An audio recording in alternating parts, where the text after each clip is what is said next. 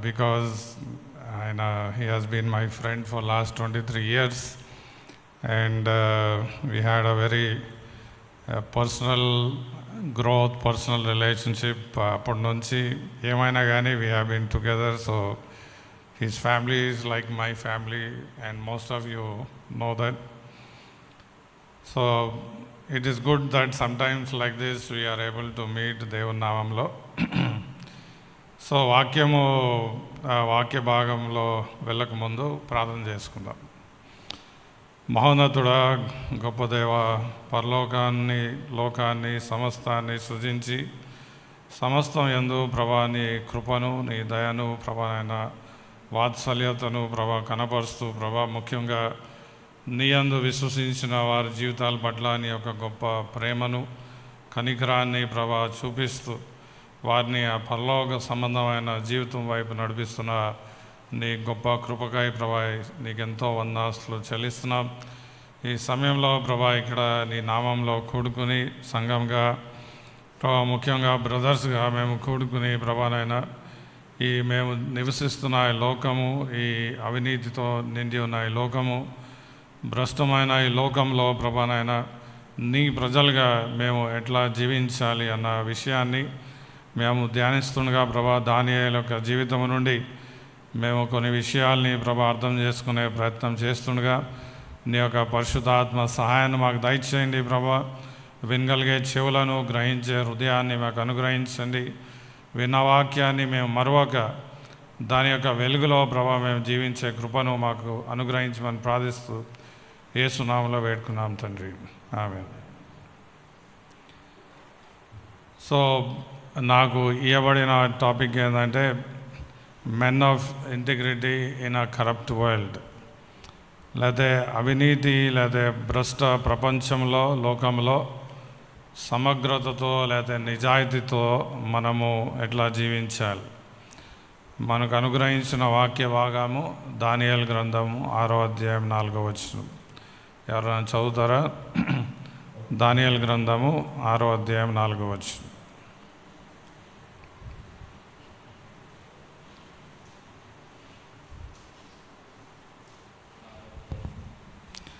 దానియేలు గ్రంథము 6వ అధ్యాయం 4వ వచనం. అందుకు ప్రధానులను, అధిపతులను, రాజ్యపాలన విషయంలో దానియేలు మీద ఏదైనా ఒక నింద మోపవలనని ఉండి తగిన హేతువు కనిపెట్టుకుంది. కానీ దానియేలు నమ్మకస్తుడై ఏ నేరమైనను ఏ తప్పైనను చేయువాడు కాడు గనుక దానియేలులో తప్పైనను లోపమైనను కనుగొనలేకపోయింది.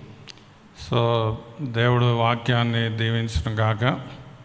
సో ఈ వాక్యంలో మనము దానియేలు గురించి చూస్తాం. ఏంటంటే తనకు బబిలోన్ రాజ్యంలో అది పెద్ద స్థానాన్ని, అంటే ఒక విధంగా ప్రధానమంత్రి యొక్క స్థానాన్ని బబిలోన్ రాజు నెబుకద్నెజర్ దర్యావేషు రాజు తనకు అనుగ్రహించి ఉన్నాడు.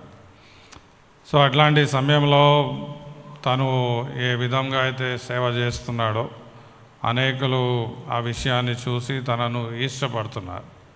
సో మనం కూడా జీవించే లోకము మంచి నీతితో కూడిన లోకము, సమగ్రతతో కూడిన లోకం కాదు.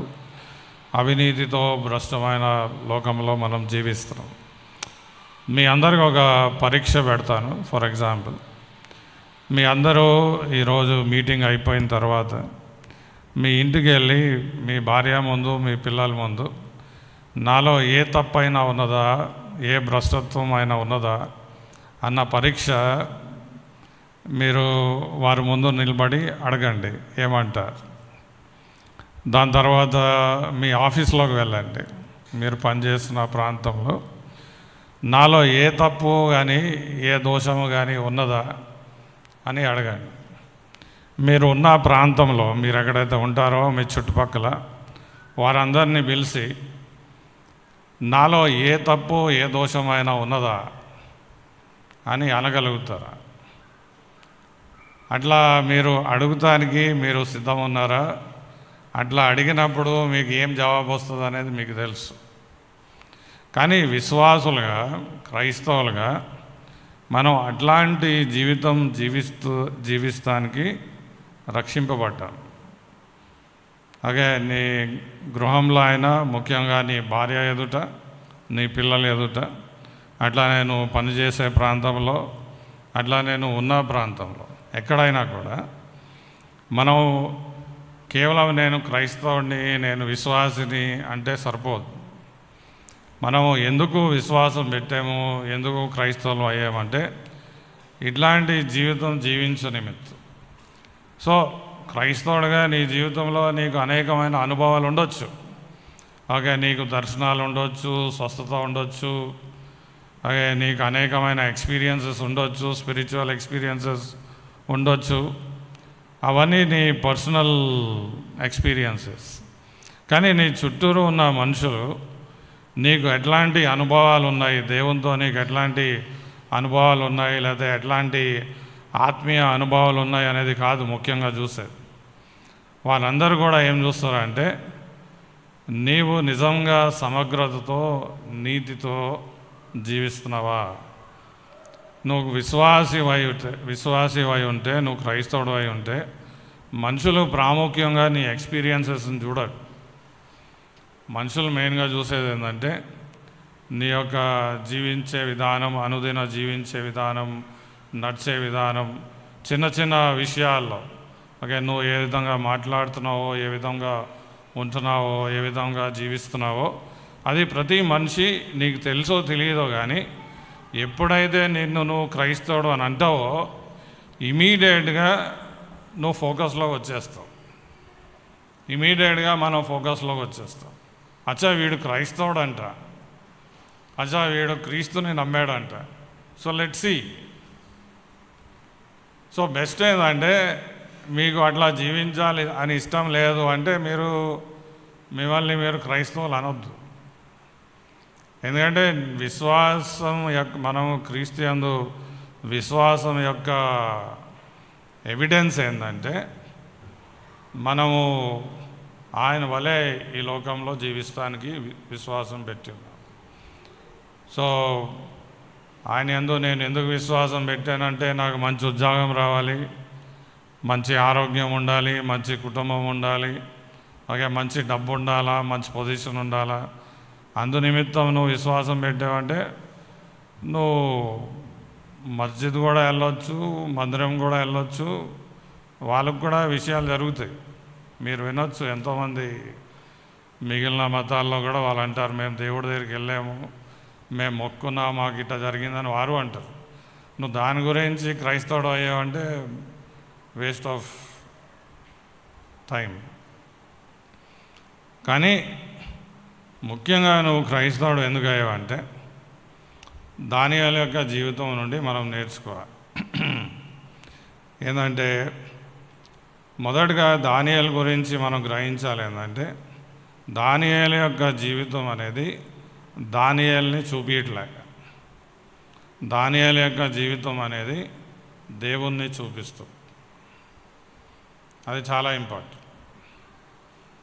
అంటే జనరల్గా ఈ లోకంలో అరే నువ్వు ఎంత మంచోడు రావాయి, నువ్వు ఎంత మంచోడివి, అసలు నీలాంటి మంచి వ్యక్తి నేను చూడలేదంటే ఆ వ్యక్తి తప్పు చూశాడు, ఆ వ్యక్తి కరెక్ట్ చూడలే.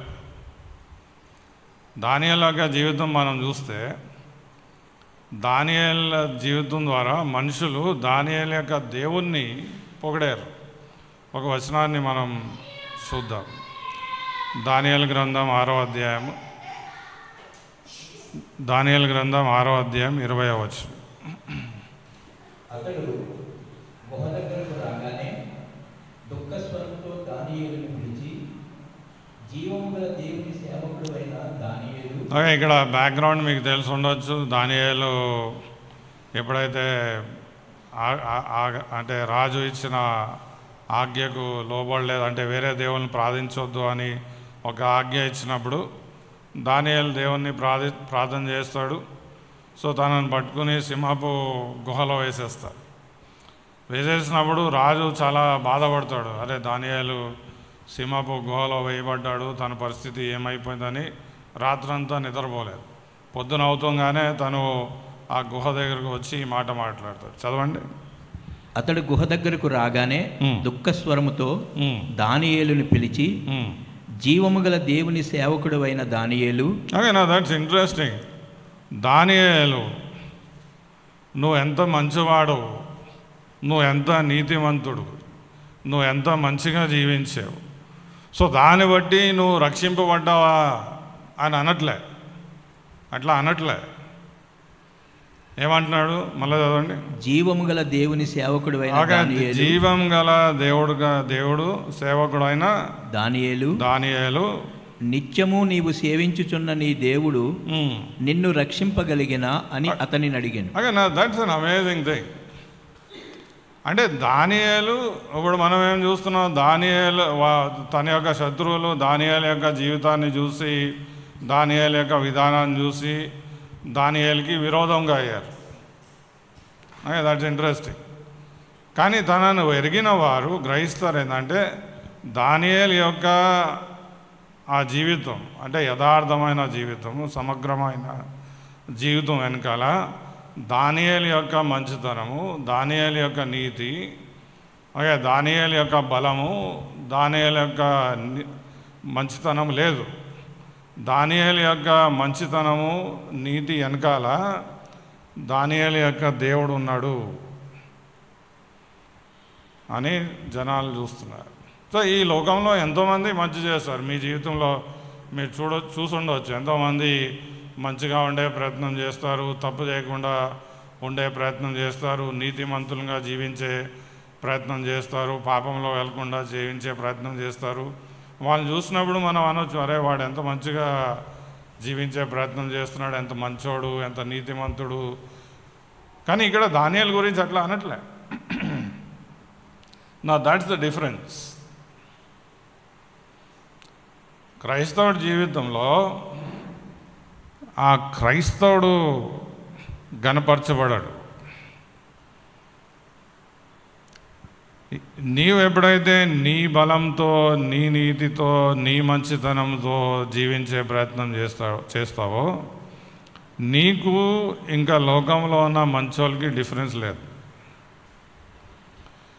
నీకు ఇంకా లోకంలో ఉన్న మంచి వారికి, నీతిమంతులకి డిఫరెన్స్ ఎప్పుడు వస్తుందంటే, నువ్వు కనపరిచే నీతి, నువ్వు కనపరిచే మంచి అది నీది కాదని నీకు తెలుస్తుంది, నీ పక్కవాడికి తెలుస్తుంది.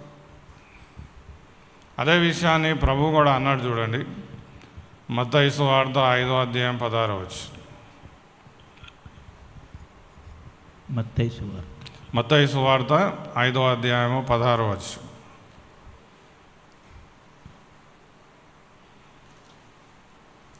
మనుష్యులు దీపము వెలిగించి కొంచెము కిందను, మనుష్యులు మీ సత్క్రియలను చూసి పరలోకమందున్న మీ తండ్రిని మహిమపరచునట్లు వారి ఎదుట మీ వెలుగు ప్రకాశింపనీయుడి. ఓకే నాన్న, దట్స్ అన్ ఇంట్రెస్టింగ్ థింగ్. వాళ్ళు చూసేది వెలుగు ఎవరిలో? నాలో. కానీ వాళ్ళు గ్రహించేది ఏంది? ఆ వెలుగు తనది కాదు. ఆ వెలుగు యొక్క శ్రోత లేదా ఆ వెలుగు యొక్క సోర్స్ అనేది ఆ వ్యక్తి కాదు. ఆ వెలుగు యొక్క సోర్సు దేవుడు. అది చాలా ఇంపార్టెంట్. నిన్ను నువ్వు గొప్పగా చూపించుకుంటే, నిన్ను నువ్వు మంచిగా చూపించుకుంటే దానిలో దేవుడికి ఏం బెనిఫిట్?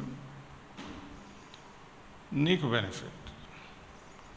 సో ఈ లోకంలో అంతా ఎప్పుడైతే మనుషులు మంచిగా జీవించే ప్రయత్నం చేస్తున్నారో, నీతిమంతులుగా జీవించే ప్రయత్నం చేస్తున్నారో, నేనెంత మంచోడిని, నేనెంత మంచిదాన్ని, నేనెంత నీతిమంతుడిని అన్నట్టు చూపిస్తున్నారు. కానీ దేవుణ్ణి చూపించలే. ఎందుకంటే వారి నీతి, వారి మంచి వారి నుండి పుడుతుంది కాబట్టి.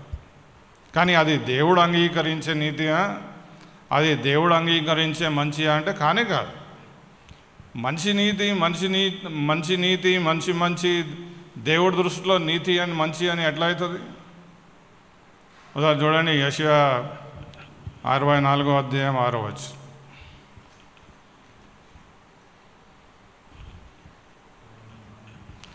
యెషయా 64వ అధ్యాయము 6వ వచనం.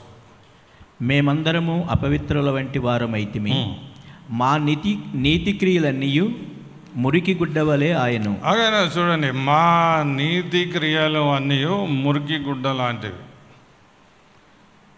మా చెడు క్రియలన్నీ మురికి గుడ్డ లాంటివి అని అనట్లేదు. అలాగే మా నీతి క్రియలన్నీ మురికి గుడ్డ లాంటివి. మురికి గుడ్డ అన్న మాటకు అర్థం ఏంటంటే, ఆ కాలంలో స్త్రీలకి రక్తస్రావం సమయంలో వారు గుడ్డ వాడేవారు, ఒక బట్ట వాడేవారు.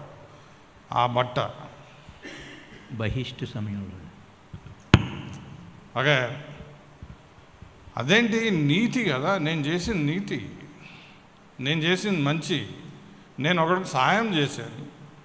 అలాగే ఒకడు బాధలో ఉంటే నేను వాడికి సహాయం చేశాను, ఒకడు అవసరంలో ఉంటే నేను వాడికి సహాయం చేశాను. అది మంచే కదా, అది నీతే కదా అని నువ్వు అంటావు. కానీ దేవుడు అంటాడు, లేదు లేదు, అది నా దృష్టిలో మురికి గుడ్డ లాంటిది. ఎందుకు? ఆ మంచికి కారణము నువ్వు అనుకుంటున్నావు, ఆ నీతికి కారణం నువ్వు అనుకుంటున్నావు.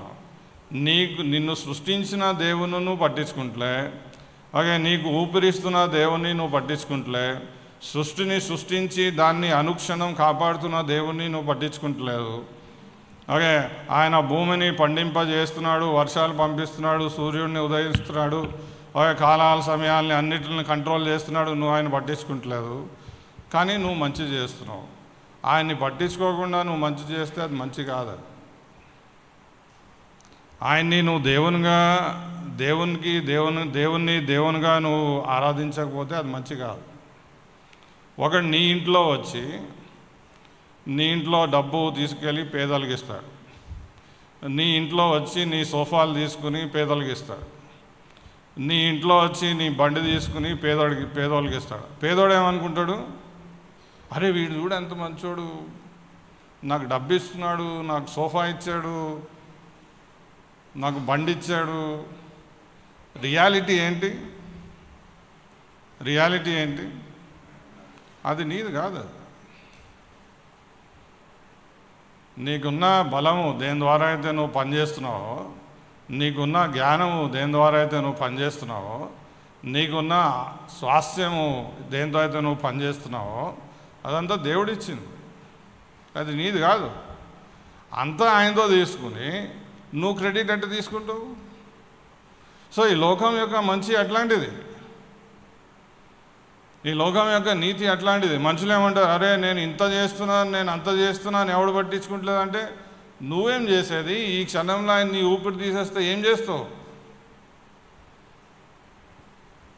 నీకు యాక్సిడెంట్ అయ్యి కాళ్ళు చేతులు పడిపోతే అప్పుడు ఏం చేస్తావు? అలాగే నీకు యాక్సిడెంట్ అయ్యి హెడ్ ఇంజరీ అయ్యి నువ్వు కోమాలో వెళ్ళిపోతే అప్పుడు ఏం చేస్తావు? అట్లా అవ్వట్లే కదా. అంటే అట్లా అవ్వట్లేదంటే అది నీ మంచితనమా? లేదు, ఆయన నేను కాపాడుతున్నాడు. అది నువ్వు చూసినా చూడకపోయినా ఆయన నిన్ను కాపాడుతున్నాడు. ఈ విషయం దానియేలుకు తెలుసు. మీరు దానియేలుతో పోయి అన్నాడు అనుకోండి, దానియేలు నువ్వు ఎంత మంచోడు, అసలు నువ్వు ఎంత నీతిమంతుడు అని దానియేలు ఏమంటాడు? కానే కాదు. దానియేలు దృష్టిలో దానియేలు నీతిమంతుడా అంటే కాదు.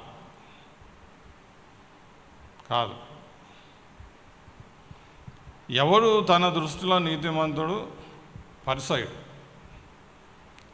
అదే మీ లూకాసు వార్తలో మీరు చూస్తే, లూకాసు వార్త 18వ అధ్యాయము 11వ వచనం.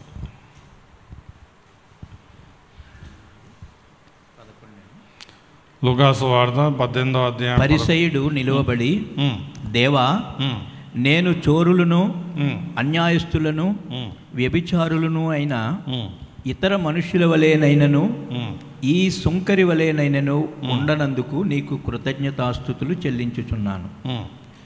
వారమునకు 2 మారులు ఉపవాసము చేయుచు నా సంపాదన అంతటిలో 10వ వంతు చెల్లించుచున్నానని తనలో తాను ప్రార్థించుచుండెను. అయితే సుంకరి దూరముగా నిలుచుండి ఆకాశం వైపు కన్నులెత్తుటకైనను ధైర్యము చాలక రొమ్ము కొట్టుకొనుచు, దేవా పాపినైన నన్ను కరుణించుమని పలికెను. అతని కంటే ఇతడు నీతిమంతుడిగా తీర్చబడి తన ఇంటికి వెళ్ళానని మీతో చెప్పుచున్నాను. That's an interesting thing. ఈ మాట ఎవరు అంటున్నారు? ప్రభు అంటున్నాడు. యేసు ప్రభు అంటున్నాడు. మనం అడగాలి, కమాన్ ప్రభువా, నీకు కనబడట్లేదా? పర్సెంట్ చూడు, ఆ పర్సెంట్ చూడు. వారానికి 2 సార్లు ఉపవాసం ఉంటున్నాడు, ప్రతి దానిలో 10% ఇస్తున్నాడు. ఓకే, ఈ శుంకర్ వలె పాపంలో జీవించిన పరిస్థితి తనలో కనపడట్లేదు. నువ్వు ఆ పర్సెంట్ను పట్టుకుని వాడు నీతిమంతుడు కాదు, కానీ వీడు వచ్చి ప్రభువా నేను పాపిని, నా మీద కనికరం చూపి అని అన్నవాడిని నీతిమంతుడిగా ఎట్లా ఎంచుతున్నావు అంటే, దేవుని దృష్టిలో నీతిమంతుడు ఎవ్వడూ లేడు. రోమేలకు రాసిన పత్రిక ఒక్కడైనను లేడు, నీతిమంతుడు ఒక్కడునూ లేడు, అందరూ పాపము చేసి దేవుడు అనుగ్రహించు మహిమను పొందలేకపో. That's very clear. ఒక్కడునూ లేడు. నా దట్స్ ఇంపార్టెంట్. అదే గ్రహించాలి. అంటే అప్పుడు మనం ఎప్పుడైతే men of integrity in corrupt world అంటే నువ్వు అంటావు, ఓకే నేను ఇప్పటి నుండి మంచోనిగా జీవిస్తా. నువ్వు జీవించలేవు. ఫస్ట్ అది గ్రహించు, నువ్వు జీవించలేవు. దానియేలు గురించి మనం చూస్తే, దానియేలు గ్రంథము 9వ అధ్యాయము 3వ వచనం నుండి, అంతటా నేను గోనెపట్ట కట్టుకొని ధూళి తలపైన వేసుకొని ఉపవాసం ఉండి ప్రార్థనా విజ్ఞాపనలు చేయుటకై ప్రభువగు దేవుని ఎదుట నా మనస్సును నిబ్బరము చేసుకుంటుని. నేను నా దేవుడైన యెహోవా ఎదుట ప్రార్థన ఒప్పుకున్నదేమనగా, ప్రభువా, మహత్యము కలిగిన భీకరుడవగు దేవా, నీ ఆజ్ఞలను అనుసరించి నడుచు వారి ఎడల నీ నిబంధనను నీ కృపను జ్ఞాపకము చేయువాడా, మేమైతే నీ దాసులముగు ప్రవక్తలు నీ నామమును బట్టి మా రాజులకును మా అధిపతులకును మా పితరులకును యోదయా దేశ జనులందరికీ చెప్పిన మాటలను ఆలకింపక నీ ఆజ్ఞలను నీ విధులను అనుసరించుట మాని పాపులమును దుష్టులమునై చెడుతనమందు ప్రవర్తించుచు తిరుగుబాటు చేసిన వారము. ప్రభువా, నీవే నీతిమంతుడవు, మేమైతే సిగ్గుచేత ముఖ వికారం ఉందిన వారము. That's interesting. దానియేలు తన గురించి ఏమనుకుంటాడు? నేను నీతిమంతుడినని ఎక్కడ అనట్లేదు, నేను మంచోడినని ఎక్కడ అనట్లేదు. ఏమంటున్నాడు? మాకు కలిగింది, మాకు చెందింది కేవలము సిగ్గు. సో మనం మరి ఒకసారి 4వ వచనాన్ని మనం చూస్తే, ఎప్పుడైతే తను తన పాపాలని, ప్రజల పాపాలని దేవుని ముందు ఒప్పుకుంటున్నాడో, దానియేలు 9వ అధ్యాయం 4వ వచనం, నేను నా దేవుడైన యెహోవా ఎదుట ప్రార్థన ఒప్పుకున్నదేమనగా, ప్రభువా, మహాత్యము కలిగిన భీకరుడవగు దేవా. అలాగే చూడండి, అక్కడ దేవుణ్ణి ఎట్లా సంబోధిస్తున్నాడో దానియేలు. ఏంది? మహాత్యం కలిగిన భీకరుడవగు దేవా, భీకరుడవగు దేవా. ఎందుకు అట్లా సంబోధిస్తున్నాడు?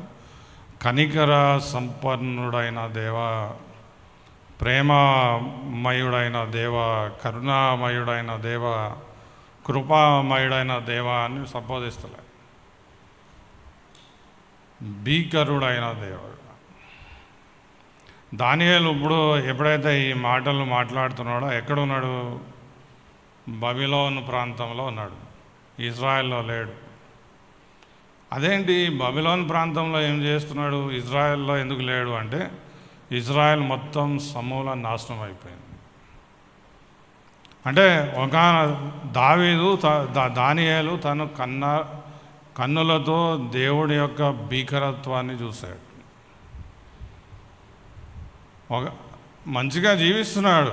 అలాగే యెరూషలేంలో మంచి కుటుంబం నుంచి, రాయల్ ఫ్యామిలీ నుంచి దానియేలు వస్తున్నాడు, మంచి జీవితం జీవిస్తున్నాడు. అలాగే తను బయటకు చూస్తే షాప్స్ ఉన్నాయి, కాంప్లెక్సెస్ ఉన్నాయి, ప్రజలు ఉన్నారు, కుటుంబాలు ఉన్నాయి, పిల్లలు ఉన్నారు, అందరు ఆడుతున్నారు, లైఫ్ మంచిగా నడుస్తుంది. అకస్మాత్తుగా బబిలోని యొక్క సైన్యం వచ్చేసి వారి యొక్క గోడలను పగలగొట్టేసి వారి యొక్క షాప్స్ని, అంటే ఇప్పుడు మనం ఇక్కడ ఉన్నాము, వస్తూ ఉంటే మనము మెయిన్ రోడ్ మీద షాప్స్ ఉన్నాయి, మంచి మంచి షాప్స్ ఉన్నాయి, అందరూ వెళ్తున్నారు వస్తున్నారు, అందరూ హ్యాపీగా ఉన్నారు, రోడ్డు మీద బళ్ళు నడుస్తున్నాయి. నువ్వు అక్కడ నుంచి చూస్తున్నప్పుడు సడన్గా దూరం నుంచి నీకు పొగలు కనబడుతున్నాయి. గుర్రాల మీద గన్స్, ఇంకా మషిన్ గన్స్, ఇంకా కత్తులు తీసుకుని కొందరు వచ్చేసి మొత్తం బిల్డింగ్స్ మొత్తం కూల్ చేస్తున్నారు, మనుషుల్ని చంపేస్తున్నారు, ఆడవాళ్ళని రేప్ చేస్తున్నారు, పిల్లల్ని చంపేస్తున్నారు, అందరిని తొక్కేస్తున్నారు. భయంకరమైన సీన్. ఎవ్వడు బతకట్లే. నువ్వు అది చూసినప్పుడు అరే వీళ్ళకి ఏమైనా పిచ్చెక్కిందా ఇట్లా చేస్తున్నారు అంటే, వాళ్ళు కాదు చేసేది, దేవుడు చేస్తున్నాడు. ఎందుకు చేస్తున్నాడు? ఇజ్రాయేలీలు పాపం చేశారు, అందుకే అంటున్నాడు. దేవుని మాట వినక, దేవుని ఆజ్ఞల్ని పట్టించుకోకుండా, దేవుని పరిశుద్ధతను నీతిని పట్టించుకోకుండా, ఆయనకి విరోధంగా జీవిస్తూ, పాపంలో జీవిస్తూ, ఆజ్ఞలను పట్టించుకోకుండా జీవిస్తూ, దేవుని యొక్క గద్దింపులను పట్టించుకోకుండా జీవిస్తున్నారు. కాబట్టి అకస్మాత్తుగా దేవుని యొక్క నాశనం మొత్తం ఫ్లాట్. దానియేలు తన కళ్ళతో చూసి,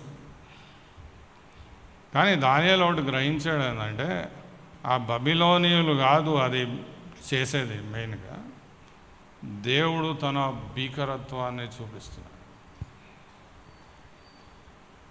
అది మన జీవితంలో మొదటగా గ్రహించాలి. చాలామంది దేవుడు కనికర సంపన్నుడు, కృపామయుడు, మంచివాడు, మనం ఎట్ట జీవించినా పర్లేదులే అన్నట్టు జీవిస్తున్నాం. కానీ నువ్వు నిజంగా దేవుణ్ణి తెలుసుకోవాలంటే ఫస్ట్ ఆయన పాపాన్ని ఎంతగా ద్వేషిస్తాడనేది నువ్వు గ్రహించాలి. చూడండి, దానియేలు ఏమంటాడు, దావీదు ఏమంటాడు. దావీదు కీర్తన 51వ అధ్యాయం 4వ వచనం.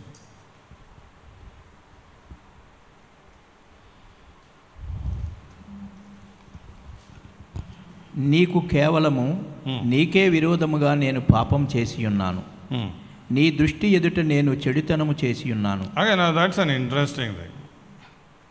దావీదు ఏమంటున్నాడు, నీకు విరోధంగా, కేవలం నీకే విరోధంగా నేను పాపం చేసి తిని, నీ దృష్టి ఎదుట చెడుతనం చేసి తిని. పాపాన్ని నీ దృష్టితో నువ్వు చూస్తే నీకు అదంతా మరీ చెడ్డగా అనిపించదు. ఉద్యోగం లేని పరిస్థితి నీకు చాలా చెడ్డగా అనిపిస్తుంది, ఆరోగ్యం లేని పరిస్థితి నీకు చాలా చెడ్డగా అనిపిస్తుంది, కుటుంబంలో ఉన్న కష్టాలు నీకు చాలా చెడ్డగా అనిపిస్తాయి. అలాగే మంచి పేరు, మంచి పొజిషన్ లేకపోతే చాలా చెడ్డగా అనిపిస్తుంది. అరే మంచి ఉద్యోగం ఉంటే బాగుంటుంది, మంచి ఆరోగ్యం ఉంటే బాగుంటుంది, మంచి ఇల్లు ఉంటే బాగుంటుంది, అవన్నీ నీకు అనిపిస్తాయి. పాపము అంత భయంకరమైనదా, పాపము అంత ఘోరమైనదా అనేది నీకు అనిపించదు. నువ్వు ఎంతగా అనిపించుకోవాలనుకున్నా అది నీకు అనిపించదు. ఎందుకంటే పాపము ప్రైమర్లీ ఏంటంటే అది దేవునికి విరోధమైనది. ఇప్పటి వరకైతే నువ్వు దేవుణ్ణి ఎరగవు, అలాగే దేవుని యొక్క పరిశుద్ధతను ఎరగవు, దేవుని యొక్క నీతిని ఎరగవు, ఆయన యొక్క సంపూర్ణతను ఎరగవు, నీకు పాపం అనేది అంత భయంకరంగా అనిపించదు. ఒకసారి మా చర్చిలో ఒక చిన్న అబ్బాయి వచ్చి, పాస్టర్ ఈ పరిశుద్ధత అంటే అంత డిఫికల్ట్ ఎందుకు, పరిశుద్ధత అంటే ఎందుకో నాకు ఇష్టం ఉండట్లేదు అని అన్నాడు. నేను అన్నా సరే ఒక పని చేస్తా, ఫిల్టర్ నీళ్ళు తీసుకురా. ఫిల్టర్ నీళ్ళు తీసుకొచ్చి దాంట్లో నేను నా పక్కన మట్టి ఉంటే దాంట్లో చేయి పెట్టి దానిలో గ్లాసులో వేసి తాగు అని అన్నాడు. ఎట్లా తాగుతుంది అని, మంచినీళ్ళు తాగు, లేలే నువ్వు చేయబెట్టినావు అంటే నువ్వు నీళ్ళు తాగినప్పుడు అది పర్ఫెక్ట్లీ ప్యూర్ ఉండాలి. ఓకే, నువ్వు వేసుకున్న బట్టలు పర్ఫెక్ట్లీ క్లీన్ ఉండాలి, నువ్వు ఉన్న ఇల్లు పర్ఫెక్ట్లీ క్లీన్ ఉండాలి, నువ్వు పీల్చే గాలి పర్ఫెక్ట్లీ క్లీన్ ఉండాలి, అన్నీ క్లీన్ ఉండాలి. కానీ దేవుడు నీ హృదయాన్ని చూస్తున్నాడు, అది క్లీన్ ఉండొద్దా? సో అది ప్రాబ్లం. అందుకే దావీదేమంటున్నాడు, నీకు కేవలం నీకే విరోధంగా పాపం చేసి తిని, నీ దృష్టి ఎదుట చెడుతనం చేసి తిని. సో ఎప్పటివరకు అయితే దేవుని యొక్క ఈ పరిపూర్ణమైన పరిశుద్ధతను, నీతిని, పవిత్రతను నువ్వు గ్రహించవు, నువ్వు పాపాన్ని చూడలేవు, నీకు పాపం అంటే తెలియదు. కానీ నువ్వు నిజంగా క్రైస్తవుడు అవ్వాలంటే, నిజంగా నువ్వు క్రైస్తవుడుగా జీవించాలంటే ఈ సత్యాన్ని నువ్వు మొదటగా గ్రహించాలి. అదే నేను ప్రార్థన చేశాను, నాకు ఉద్యోగం వచ్చింది, నేను ప్రార్థన చేశాను, నాకు ఆరోగ్యం వచ్చింది, నేను ప్రార్థన చేశాను, ఓ మేలు జరిగింది, స్వస్థత వచ్చిందంటే అది నేను క్రైస్తవుడిగా చేసేది. యేసు ప్రభువు శిలువ మీద ఎందుకు మరణించాడు? మన పాపాల నిమిత్తం. యెషయా 59వ అధ్యాయం 2-3 వచనాల్లో చూస్తే, మీ పాపాలు నాకు మీకు మధ్యలో అడ్డుగా వచ్చేసి, మీ అనారోగ్యము నాకు మీకు అడ్డంగా వచ్చేసి, నీ ఉద్యోగం లేని పరిస్థితి నీకు నాకు అడ్డంగా వచ్చేసింది, నీ కుటుంబంలో ఉన్న బాధలు నీకు నాకు అడ్డంగా వచ్చేసినాయి అని ఎక్కడ అనట్లేదు. కానీ నువ్వంటావు నాకు అవి ఇంపార్టెంట్. దేవుడు అంటాడు, లేలే, నాకు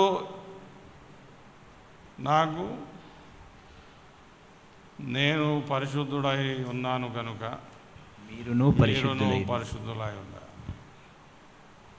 సో క్వశ్చన్ ఏంటంటే, మన జీవితంలో గ్రహించాలి, నువ్వు దేవుడువా, దేవుడా? అది ఫస్ట్ క్వశ్చన్ నువ్వు ఆన్సర్ చేయాలి.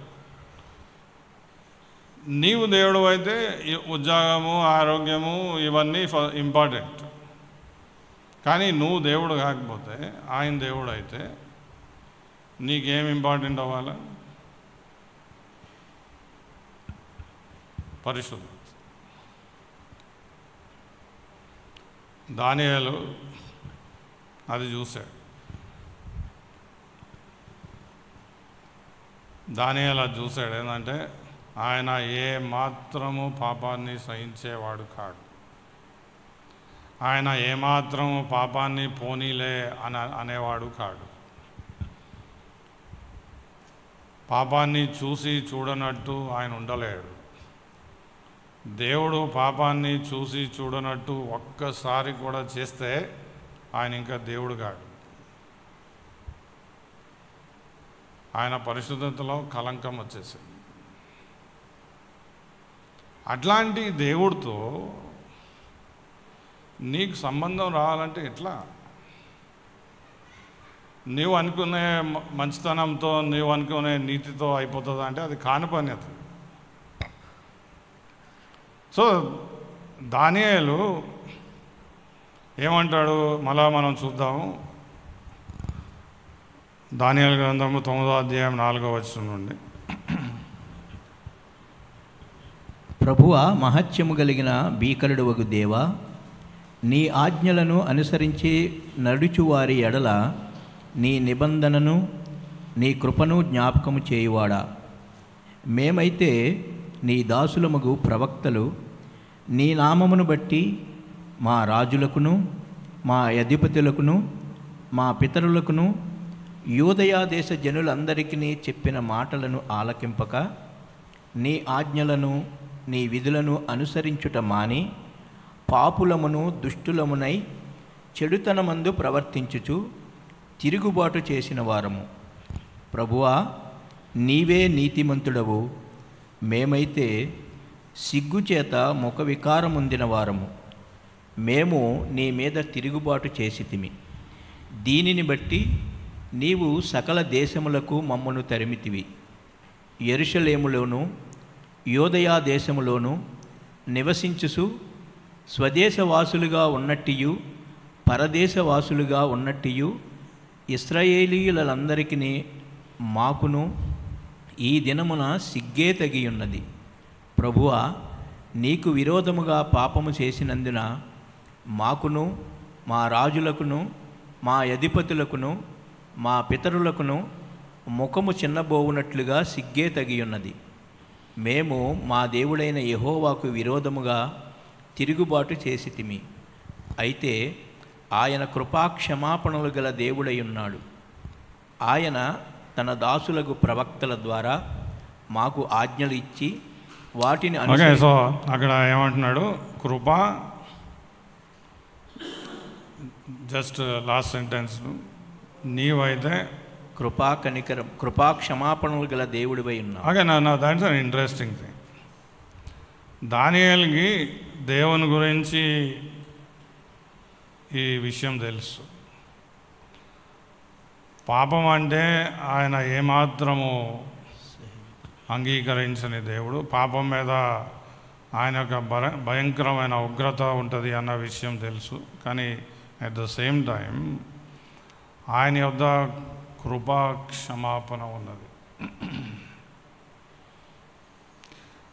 ఎప్పుడు కూడా మన జీవితంలో డైరెక్ట్ దేవుని కృపా క్షమాపణ దగ్గరికి వెళ్ళొద్దు. అది నీకే ప్రాబ్లం. అది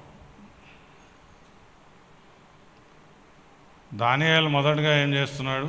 తన స్థితిని ఒప్పుకుంటున్నాడు, తన ప్రజల యొక్క స్థితిని ఒప్పుకుంటున్నాడు. ఓకే, తన పాపాలని ఒప్పుకుంటున్నాడు, తన ప్రజల యొక్క పాపాలని ఒప్పుకుంటున్నాడు. దేవా, నువ్వు చేసిందంతా కూడా, నువ్వు చేసిన దానిలో ఏ తప్పు లేదు, కానీ నీ వద్ద కృపా క్షమాపణ ఉన్నది. నువ్వు కనికర సంపన్నుడైన దేవుడు కాబట్టి మమ్మల్ని నీ నామాన్ని బట్టి క్షమించు అని అంటున్నాడు. క్షమాపణ యొక్క విలువ నీ జీవితంలో నువ్వు చూడాలంటే మొదటగా దేవుని దృష్టిలో పాపం ఎంత భయంకరమైందో అనేది నువ్వు చూడాలి. కొంతకాలం క్రితం ఒక స్త్రీ నా వద్దకు వచ్చి ఒక మీటింగ్లో, నా పరిస్థితి అస్సలు బాగాలేదు, నా కుటుంబం యొక్క పరిస్థితి బాగాలేదు, మా ఆయన చాలా భయంకరంగా మమ్మల్ని వేధిస్తున్నాడు, ప్రార్థన చేయండి అని అన్నాడు. అన్నా, సరే అమ్మా చేస్తాను, కానీ మీ ఆయన అట్లా చేస్తున్నాడు, నీ పరిస్థితి అట్లా ఉన్నది, నువ్వు అంతగా ఎందుకు కృంగిపోతున్నావు, నువ్వు విశ్వాసురాలుగా అంటే అవును అన్నది. దేవుడు తన ఏకైక కుమారుడిని నీ నిమిత్తం భూమి మీద పంపించి నీ పాపాల నిమిత్తం సిలువ మీద ఆయన్ని వేలాడదీశాడు. ఆయన నీ పాపాలన్నీ క్షమించి నీకు ఆయనకున్న అడ్డమంతా తీసివేసి ఆయన నిన్ను తన ప్రజలుగా చేసుకుని ఉన్నాడు. దానిలో నీకేమన్నా నిరీక్షణ ఉన్నదా? దానిలో నీకేమైనా బలం ఉన్నదా? దానిలో నీకేమైనా ధైర్యం ఉన్నదా? అవన్నీ కాదు సార్, నాకు ప్రాబ్లమ్స్ ఉన్నాయి. నేనన్నా, నువ్వు విశ్వాసివా కాదా అనేది ఫస్ట్ గ్రహించు. లేకపోతే దేవుడు నీకు ఏం చేయలేడు, చేసినా నీకు అది కనపడదు. మన జీవితాల్లో మనం ఎంతోమంది జీవితాల్లో చూస్తున్నాం, మంచి జరుగుతుంది కానీ దాని తర్వాత లైఫ్ యథావిధి నడిచిపోతుంది, ఏం మార్పు రావట్లే. దేవుడు మేలు చేస్తూనే ఉండాలి, నేను మాత్రం యథావిధిగానే కొనసాగుతూ ఉంటాను. అట్లా అవుతుంది? సో ప్రాబ్లం ఏంటంటే మన స్థితిని ఎరగనివారు, మన నిజమైన స్థితిని ఎరగనివారు, మన యొక్క దేవుని ఎదుట మన యొక్క పాపస్థితిని మనం ఎరగనివారు. కాబట్టి దేవుని కృపను మన స్థితిని బట్టి మనము నిత్య మరణానికి, నిత్య శాపానికి, నిత్య ఉగ్రతకు పాత్రలమై ఉన్నాము. కానీ దేవుని కృపను బట్టి ఆయన మనకు నిత్య క్షమాపణ, నిత్య జీవము, నిత్య స్వాస్థ్యం ఇచ్చి ఉన్నాడు. నిత్యమైన స్వాస్థ్యాన్ని, జీవాన్ని పొంది కూడా తాత్కాలికమైన వాటికి అంత విలువ ఇచ్చి ఎందుకు జీవిస్తున్నాం? ఎందుకంటే నీ యొక్క నిత్య మరణపు శాపగ్రస్తమైన స్థితిని నువ్వు ఎన్నడూ చూడలే.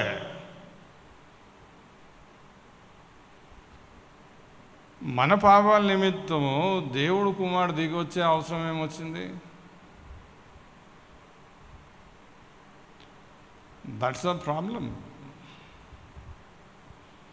చూడండి పౌలు ఏమంటాడు, ఎఫ్సీలు రాసిన పత్రిక 2వ అధ్యాయం మొదటి 4 వచనం. ఎఫ్సీలు రాసిన పత్రిక 2వ అధ్యాయం మొదటి. అయినను దేవుడు కరుణా సంపన్నుడై ఉండి మనము మన అపరాధముల చేత చచ్చిన వారమై ఉండినప్పుడు సైతము మన ఎడల చూపిన తన మహా ప్రేమ చేత మనలను క్రీస్తుతో కూడా బ్రతికించెను. కృపచేత మీరు రక్షింపబడి ఉన్నారు. క్రీస్తు యేసునందు ఆయన మనకు చేసిన ఉపకారము ద్వారా అత్యధికమైన తన కృపా మహదైశ్వర్యమును రాబోవు యుగములలో. 2వ అధ్యాయం మొదటి వచనం. మీ అపరాధముల చేతను పాపముల చేతను మీరు చచ్చిన వారై ఉండగా ఆయన మిమ్మును క్రీస్తుతో కూడా బ్రతికించెను. మీరు వాటిని చేయిచు వాయుమండల సంబంధమైన అధిపతిని అనగా అవిధేయులైన వారిని ఇప్పుడు ప్రేరేపించుచు శక్తికి అధిపతిని అనుసరించి ఈ ప్రపంచము ధర్మము చొప్పున మునుపు నడుచుకుంటిరి. వారితో కలిసి మనమందరము శరీరము యొక్కయు మనస్సు యొక్కయు కోరికలను నెరవేర్చుకొనుచు మన శరీరాశలను అనుసరించి మునుపు ప్రవర్తించుచు కడమ వారి వలనే స్వభావ సిద్ధమైన దైవోగ్రతకు పాత్రులమై ఉంటిమి. సో ఇక్కడ పౌలు ఎవరితో మాట్లాడుతున్నాడు? ఎఫ్సి సంఘంతో మాట్లాడుతున్నాడు. ఎఫ్సి సంఘంతో మాట్లాడుతున్నప్పుడు ఏమని మాట్లాడుతున్నాడు? మీరు పుట్టక నుండి క్రీస్తు దగ్గర రాకముందు వరకు, క్రీస్తు యందు విశ్వాసం పెట్టే ముందు వరకు మీ స్థితి ఎట్లా ఉండేది? మీరు మీ పాపంలో, దోషంలో చచ్చిన స్థితిలో ఉన్నారు. సాతానుకి బానిసగా జీవించారు, సాతానికి సేవకులుగా జీవించారు, సాతాను ఆశలను నెరవేర్చుకుంటూ జీవించారు. ఓకే, స్వభావ సిద్ధిగా మనము దేవుని ఉగ్రతకు పాత్రులమే. ఇది మన రియల్ సిచ్యువేషన్. పుట్టక నుండి క్రీస్తు యందు విశ్వాసం పెట్టే ముందు వరకు ఇది మన నిజమైన స్థితి. ఆ స్థితిని నువ్వు గ్రహించావా? ఓకే, సో అంటే చిన్నప్పటి నుంచి నాకు ఆశలు వచ్చాయి. అరే నేను ఎంజాయ్ చేయాలా, ఓకే లైఫ్ ఎంజాయ్ చేయాలా, నాకు ఇష్టం వచ్చినట్టు జీవించాలా, అబద్ధము, మోసము, ఇతరులని హాని చేయటం, ఇతరులకి చెడు చూపులు, చెడు మాటలు, దుష్ట జీవితము, అవన్నిట్లో నేను జీవించి ఉన్నాను. కానీ నేను ఎన్నడూ ఎరగలేదు అవన్నీ నేను ఎందుకు చేస్తున్నానంటే బేసికలీ అవన్నిటి ద్వారా నేను సాతాన్ని సేవిస్తున్నాను. అంటే మనం గ్రహించాలి ఏంటంటే జనరల్గా పాపంలో ఏం లేదు. దేవుని యొక్క మంచితనం ముందు పాపంలో ఏమీ లేదు. కానీ పాపము అంత స్ట్రాంగ్ ఎందుకు అనిపిస్తుంది అంటే సాతాన్ దాన్ని అట్లా చూపిస్తాడు. సపోజ్ నీకు పాపం చేయాలని అనిపిస్తుంది, చాలా డెస్పరేట్ డిజైర్ ఉంది పాపం చేయాలని, ఇక నువ్వు అది చేసేస్తావు. చేసిన తర్వాత ఫుల్ హ్యాపీ అయిపోతావా? లేదు, అరే ఎందుకు చేస్తున్నాను, అదేంటి అట్లా మళ్ళీ రిపీటెడ్గా చేస్తావు. నీకు తెలుసు అది కరెక్ట్ కాదు. ఓకే, పోర్నోగ్రఫీ కరెక్ట్ కాదని నీకు తెలుసు, చెడు చూపులు చూస్తాం అనేది కరెక్ట్ కాదని నీకు తెలుసు, దురాశ పడతాం అనేది చెడు అనేది నీకు తెలుసు, అబద్ధం మాట్లాడటం, మోసం చేయటం అనేది చెడు అని నీకు తెలుసు. కానీ నీకు తెలిసైనా కూడా దానిలోనే ఎందుకు కొనసాగుతున్నావు? సాతాను యొక్క మోసకరమైన బలము. నువ్వు పాపాన్ని వీడలేకపోతున్నావు, స్వార్థాన్ని వీడలేకపోతున్నావు అంటే అది సాతాను యొక్క బలం. అది నీకు అబద్ధం మాట్లాడి నేను కన్విన్స్ చేస్తాను. సో మనం అందరం పుట్టక నుండి ఆ స్థితిలో ఉన్నాం. కానీ ఎప్పుడైతే దేవుని యొక్క సత్యము, దేవుని యొక్క సువార్త మన యొద్దకు వచ్చిందో మనం చూసాం, అరే నేను ఘోరమైన బానిస స్థితిలో ఉన్నాను, నేను ఉగ్రత పాత్రుడిని, సాతాను సంబంధిగా నేను ఉన్నాను. కానీ నన్ను రక్షించు నిమిత్తము దేవుడు తన కృప ద్వారా దేవుడు తన ఏకైక కుమారుని పంపించి నన్ను రక్షిస్తానికి ఆయన భూమి మీద పంపించున్నాడు. అప్పుడు నీకు ఆయన యొక్క ఇంపార్టెన్స్ నీ జీవితంలో కనబడుతుంది. సో 4వ వచనంలో ఏమంటాడు? ఎఫ్సి 2వ అధ్యాయం 4వ వచనంలో అయినను చాలా ఇంపార్టెంట్.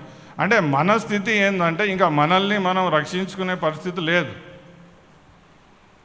మనల్ని మనం విడిపించుకునే పరిస్థితి లేదు. కానీ దేవుడు కరుణా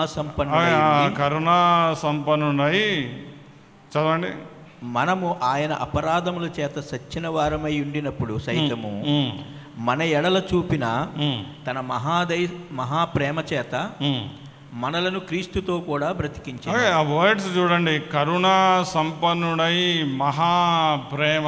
అదేం దేవా, పాపంలో చచ్చి ఉన్న నేను, సాతానికి బానిస అయిన నేను, దురాశను దుష్టత్వాన్ని ప్రేమిస్తున్న నన్ను, ఉగ్రత పాత్రునైన నన్ను నువ్వు ఎట్ట ప్రేమించినావు? అది కూడా మామూలు ప్రేమ కాదు, మహాప్రేమ. ఎంత ప్రేమ అంటే ఆయన ఏకైక కుమారుని వెనకాడు తీయని ప్రేమ. అది నువ్వు చూసావా? అది దానియేలు చూశాడు. దానియేలు ఎందుకు అంత నమ్మకంగా జీవిస్తున్నాడు? దానియేలు ఎందుకు అంత అంటే దానిలో తప్పు లేకుండా దానియేలు అంటే మనుషులు దానిలో తప్పు పట్టుకోకుండా ఎట్లా జీవిస్తున్నాడు? ఆ దేవుని చూశాడు, ఆ దేవుని నమ్మకత్వాన్ని చూశాడు, ఆ దేవుని ప్రేమను చూశాడు. సపోజ్ ఫర్ ఎగ్జాంపుల్ మీరు చూస్తే ఆ దానియేలు 9వ అధ్యాయం 19-20 వచనం.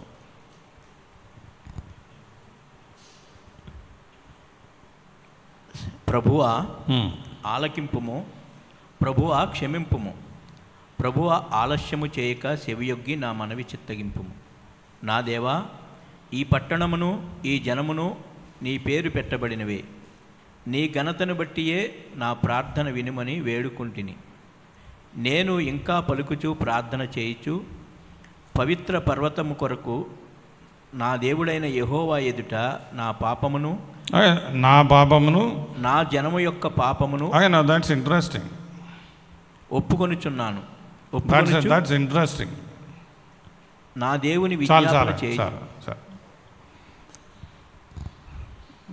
దానియేలు తన పాపాలని, తన ప్రజల పాపాలని ఒప్పుకుంటున్నాడు. సో దానియేలు నమ్మకత్వం వెనకాల ఆ దేవుని యొక్క నమ్మకత్వం ఉన్నది. దేవుడు నమ్మకమైన వాడు కాబట్టి ఆయన పాపాన్ని ఏమాత్రం అంగీకరించని దేవుడు, కానీ అట్ ద సేమ్ టైం పాపాలని క్షమించే దేవుడు. సో దేవుని యొక్క నమ్మకత్వాన్ని దానియేలు తన జీవితంలో చూశాడు.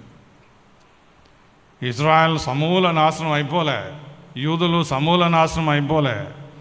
దేవుడు తన ప్రజల్ని కాపాడుతున్నాడు, ఆ ప్రాంతాల్లో ఉన్న ప్రజల్ని దేవుడు కాపాడుతున్నాడు. దేవుడు వారిని తిరిగి రప్పిస్తాను అని వాగ్దానం చేసి ఉన్నాడు. ఇజ్రాయేలీలు ఆయనను అంతగా తిరస్కరించినా కూడా ఆయన తన వాగ్దానాన్ని బట్టి వారిని వదిలేయలేదు. ఆ దేవుని యొక్క నమ్మకత్వాన్ని దానియేలు చూశాడు. ఆ నమ్మకత్వము దానియేలు యొక్క జీవితానికి మూలం. అందుకే మనం స్టార్టింగ్లో చూసామే, దానియేలు 6వ అధ్యాయం 20వ వచనం. ఆ రాజు, దర్యావేషు రాజు ఏమంటున్నాడు? నీవు సేవించే దేవుడు, జీవము గల దేవుని సేవకుడైన దానియేలు, నిత్యము నీవు సేవించుచున్న నీ దేవుడు నిన్ను.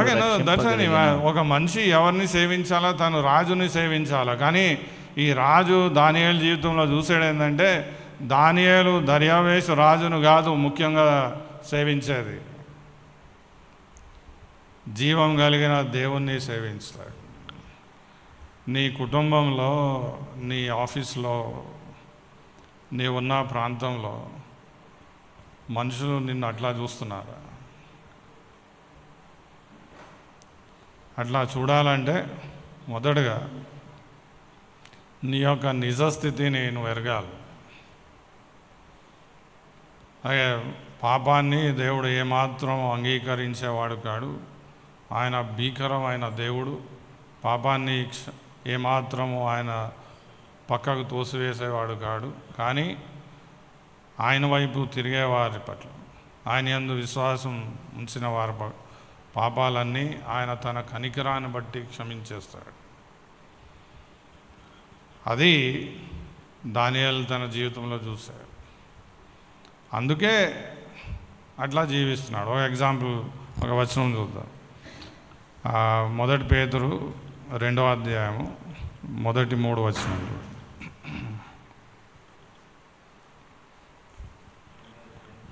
1 పేతురు 2వ అధ్యాయం మొదటి 3 వచనాలు. ప్రభువు దయాళుడని మీరు రుచి చూచి ఉన్న ఎడల, అగే నో దట్స్ ఇంపార్టెంట్. అగే ప్రభువు దయాళుడని మీరు రుచి చూచిన ఎడల సమస్తమైన దుష్టత్వాన్ని, సమస్తమైన కపటాన్ని, వేషధారణను, అసూయను, సమస్త దూషణ మాటలను మాని క్రొత్తగా జన్మించిన శిశువును పోలిన వారై నిర్మలమైన వాక్యమును పాలవలన. That's interesting. తను అనట్లేదు, అరే మీరు ఇప్పటి నుంచి తప్పు చేస్తూ మానేయండి, అలాగే పాపంలో జీవిస్తూ మానేయండి, మీరు ఇంకా తప్పు చేయవద్దు, పాపం చేయొద్దు అని అనట్లేదు. ఏమని అంటున్నాడు? మళ్ళీ చదవండి, మొదటి వచనం నుండి. క్రొత్తగా జన్మించిన మొదటి వచనం నుండి. ప్రభువు దయాళుడని మీరు రుచి చూచి ఉన్న ఎడల. That's important.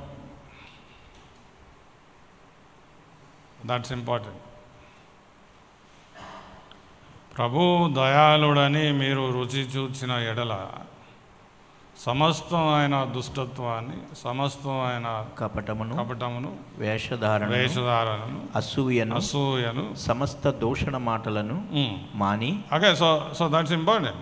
సో నీ అంతటా నువ్వు మానేయలేవు, నీ అంతటా నువ్వు వదిలేయలేవు. నువ్వు పైకి మానేసినా లోపల మాత్రం ఆశ అట్టనే ఉంటుంది. నువ్వు ఎప్పుడో చేసిన పాపం ఇంకా నీ మనసులో వస్తూ ఉంటుంది, ఇంకా నీ తలంపుల్లో వస్తూ ఉంటుంది, ఇంకా దాన్ని ఇష్టపడుతూ ఉంటావు. పాపం అంటే ఇంకా ఇష్టత ఉన్నది, దుష్టత్వం అనేది ఇంకా ఇష్టం ఉన్నది, స్వార్థం అనేది ఇంకా ఇష్టం ఉన్నది. ఆ ఇష్టత పోవాలంటే ఎట్లా? నీవు ఆయన దయాళుత్వాన్ని రుచి చూస్తున్నావా? దేవుడు ఎప్పుడు కూడా నీ పాపాన్ని మానేయని అన్నాడు. కేవలం ఆయన కృప మూలంగానే మనం పాపం మానేయగలుగుతాం, లేకపోతే మానేయలేం. సో ఫస్ట్ పాయింట్ ఏంటంటే, దానియేలులో వారు ఎట్లాంటి తప్పు చూడలేదు, కానీ దాని వెనకాల ఉన్న దేవుణ్ణి వారు చూడలేదు. దానియేలు చూశాడు. ఆయన దయాళుడు అని రుచి చూసిన ఎడల. ఈ కాలంలో చాలామంది సంఘాల్లో ప్రాబ్లం ఏంటంటే, వారు దేవుడు దయాళుడు అని ఎప్పుడు చూడలేదు. ఎందుకు చూడలేదు? ఉద్యోగం ఇచ్చాడు అంటే ఆయన దయాళుత్వం నీకు అంత కనపడదు. ఆరోగ్యం వస్తే నీకు ఆయన దయాళుత్వం అంత కనపడదు. అలాగే మంచి డబ్బు ఉంటే నీకు ఆయన దయాళుత్వం అంత కనపడదు. నీ భీకరమైన పాపపు స్థితి, నిత్యమైన మరణపు స్థితి, పాపంలో ఉన్న నీ శాపగ్రస్తమైన స్థితిని నువ్వు చూసినప్పుడు, ఆ స్థితి నుండి ఆయన నిన్ను క్రీస్తు ద్వారా విడిపించి ఉన్నాడు అన్న విషయాన్ని నువ్వు చూసినప్పుడు నీవు ఆయన దయాళుత్వాన్ని రుచి చూసిన వాడు అవుతావు. అప్పుడే సో దట్స్ ద ప్రాబ్లం. క్రైస్తవులు మేము క్రైస్తవులు అయిపోయామంటున్నారు, కానీ అబ్బా పాపం అంటే వదిలేయలేకపోతున్నామే, స్వార్థం అంటే వదిలేయలేకపోతున్నాము, లోకం అంటే వదిలేయలేకపోతున్నాము. ఎంత వయసు పెరుగుతున్నా ఇంకా ఆశలు అట్లానే ఉన్నాయి, దురాశలు అట్లానే ఉన్నాయి. ఎందుకు అట్లానే ఉన్నాయి? ప్రభు దయాళుడు అని రుచి చూసిన దానియేలు అది చూశాడు, అది చూస్తూనే ఉన్నాడు. అది ఫస్ట్ పాయింట్. నాకు ఎంత టైం ఉంది? I didn't see the time when I started. So that's the first thing about Daniel. రెండవది ఏంటంటే, దానియేలు జీవించే జీవితం అంతా కూడా ఎట్లా జీవిస్తున్నాడంటే ఆయన మీద ఆధారపడి జీవిస్తున్నాడు. అంటే ఇప్పుడు ఒక చిన్నపిల్లాడు ఉన్నాడు అనుకోండి, మా సెకండ్ కొడుకు ఆడు 1.5 years బెడ్ నుంచి లేచినప్పటి నుంచి పండుకునే వరకు పేరెంట్స్ ఉండాలి ఆడికి. వాడు ఏం చేయలేడు, అరుస్తుంది తప్ప వాడు ఏం చేయలేడు. క్రైస్తవ జీవితం మనం జీవించాలంటే అది మనం జీవించలేం, అది మనకు సాధ్యం కాదు. చూడండి పౌలు ఏమంటాడు. ఫర్ ఎగ్జాంపుల్ 1 కొరింథీ 15వ అధ్యాయము 10వ వచనం. 1 కొరింథీ 15వ అధ్యాయం 10వ వచనం.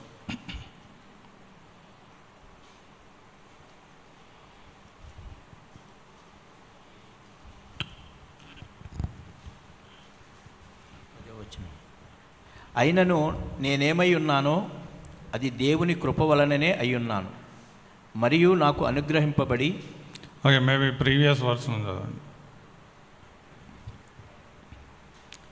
9వ వచనం.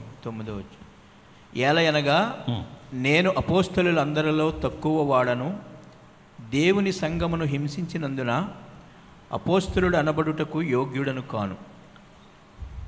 చదవండి.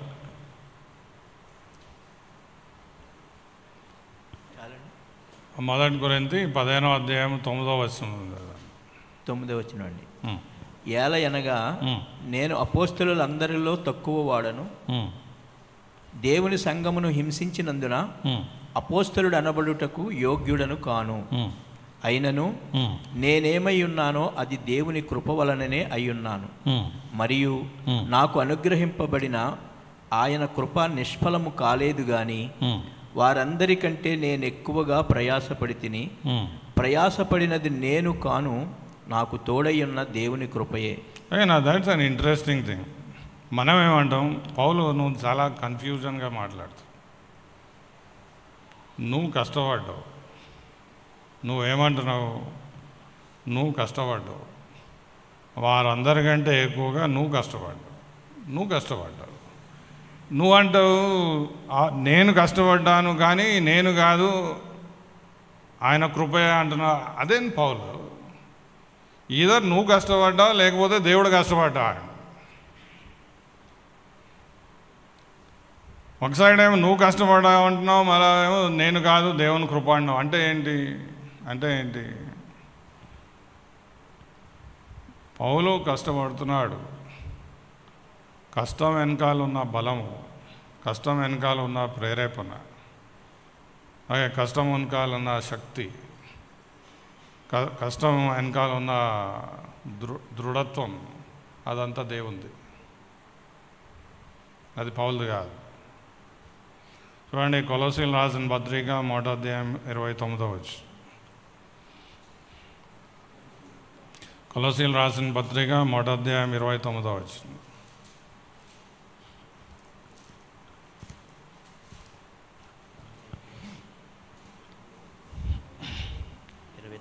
కొలొస్సీ 1వ అధ్యాయం 29వ వచనం. ఇందు నిమిత్తము నాలో బలముగా కార్యసిద్ధి కలగజేయు ఆయన క్రియాశక్తిని బట్టి నేను పోరాడుచు ప్రయాస. మళ్ళా చదవండి. నాలో అందు నిమిత్తము వచనం మళ్ళా చదవండి. నాలో బలముగా కార్యసిద్ధి కలగజేయు ఆయన క్రియాశక్తిని బట్టి. That's an interesting thing. నేను పోరాడుచు. ఇప్పుడు సపోజ్ మా డేవిడ్ సార్ నాకు ₹1 కోటి ఇస్తాడు అనుకోండి, నేను పోయి మంచి ఇన్నోవా కారు కొంటా, నేను కొత్త ఇన్నోవా కారు కొన్నానంట. నేను కొత్త ఇన్నోవా కారు కొన్నా అంట. నేను కొన్నానా, ఆయన ఇచ్చిన సామర్థ్యాన్ని బట్టి నేను కొన్నానా? ఆయన ఇచ్చిన సామర్థ్యం. నేనెట్టా క్రెడిట్ తీసుకున్నా? సో పౌలు చేసిన సమస్తం, ఎన్నో కష్టాలు పడ్డాడు, ఎన్నో భయంకరమైన వేదనలు పడ్డాడు, ఎన్నో సంఘాలను కట్టాడు, ఎంతో గొప్ప ఈ పత్రికలను రాశాడు, దేవుని కోసం గొప్ప సేవను చేశాడు. కానీ ఆయన ఏమన్నాడంటే, దాని అన్నిటి వెనకాల ఉన్న క్రియాశక్తి నాది కాదు,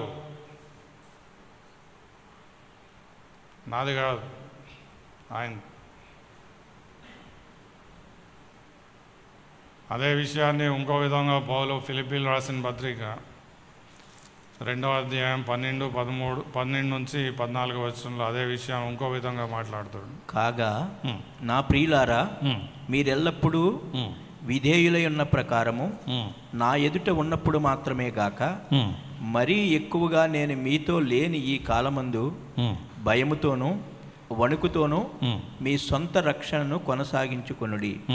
ఎందుకనగా మీరు ఇచ్చయించుటకును కార్యసిద్ధి కలగజేయుటకును తన దయా సంకల్పము నెరవేరుటకై మీలో కార్యసిద్ధి కలగజేయువాడు దేవుడే. That's an interesting thing. 12వ వచనంలో ఏమంటాడు చదవండి. మీరెల్లప్పుడూ విధేయులై ఉన్న ప్రకారము నా ఎదుట ఉన్నప్పుడు మాత్రమే గాక మరీ ఎక్కువగా నేను మీతో లేని ఈ కాలమందును భయముతోనూ వణుకుతోనూ మీ సొంత రక్షణను కొనసాగించు. కానీ మళ్ళా నెక్స్ట్ వర్స్ లో ఏమంటాడు? ఎందుకనగా మీరు ఇచ్చయిస్తుటకును కార్యసిద్ధి కలగజేయుటకును తన దయా సంకల్పం బట్టి మీలో కార్యసిద్ధి కలగజేయువాడు దేవుడే. That's amazing. దానియేలు ఆ లెవెల్లో ఎట్లా జీవిస్తున్నాడు?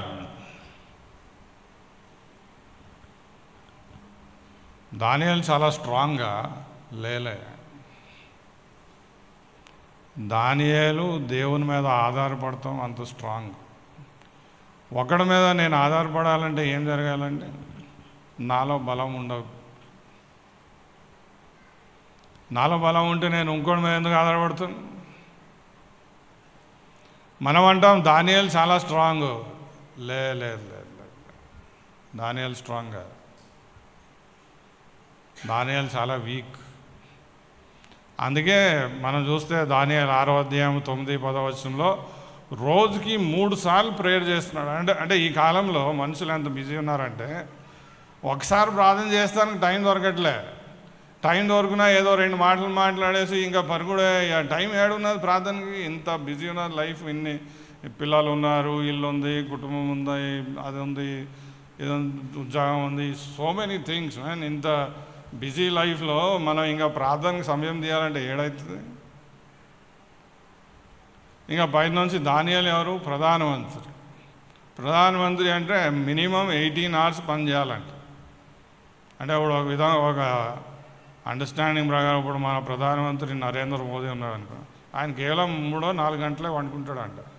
ఎందుకంటే పని అంత ఉంటుంది దానియేలుకి. సో దానియేలు 24 గంటల్లో 18 గంటలు పనే చేయాలి. కానీ ఆ 18 గంటల్లో 3 సార్లు పోయి ప్రార్థన చేస్తున్నాడు. అంటే నువ్వు ఉన్నా కాడ ప్రార్థన చేయొచ్చు కదా అంటే అట్లా లేదు. పని మానేసి ఇంటికి వెళ్ళి పై గదికి వెళ్ళి విండోస్ తెరిచి మోకాళ్ళ మీద ఉండి ప్రార్థన చేస్తాడు. చదవండి దానియేలు 6వ అధ్యాయం 9-10 వచనం. కాగా రాజగు దర్యావేషు శాసనము వ్రాయించి సంతకము చేసెను. ఇట్టి శాసనము సంతకము చేయబడినని దానియేలు తెలుసుకునినను అతడు తన ఇంటికి వెళ్ళి యథాప్రకారముగా అనుదినము 3 మోకాళ్ళూని తన ఇంటి పైగది కిటికీలు యెరూషలేము తట్టునకు తెరవబడి ఉండగా తన దేవునికి ప్రార్థన చేయుచు ఆయనను స్తుతించుచూ వచ్చెను. That's an interesting thing. అంత అవసరం ఏంటి?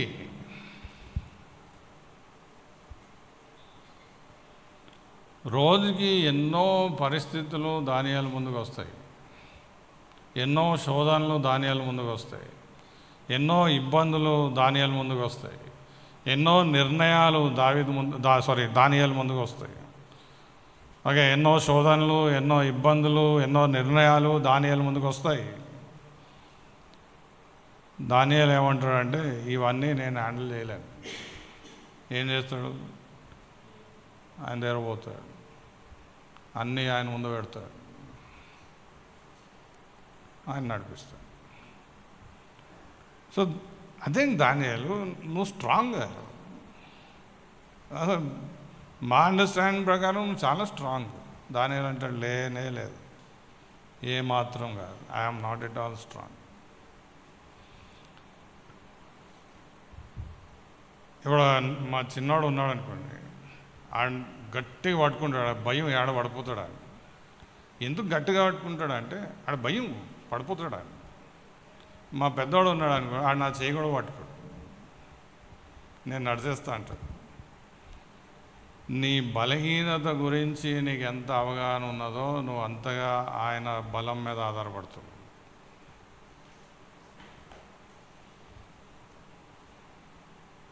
అంతగా నువ్వు ఆయన బలం మీద. సో దానియాలు ఆ చిన్న పిల్ల లాంటివాడు. మన దృష్టిలో దానియాలు ఎంతో బలం కలిగిన లేదు. నీ బలహీనత పౌలు అదే అంటాడు కదా, చూడండి 2 కొరింథీ 12వ అధ్యాయం 9-10 వచనం.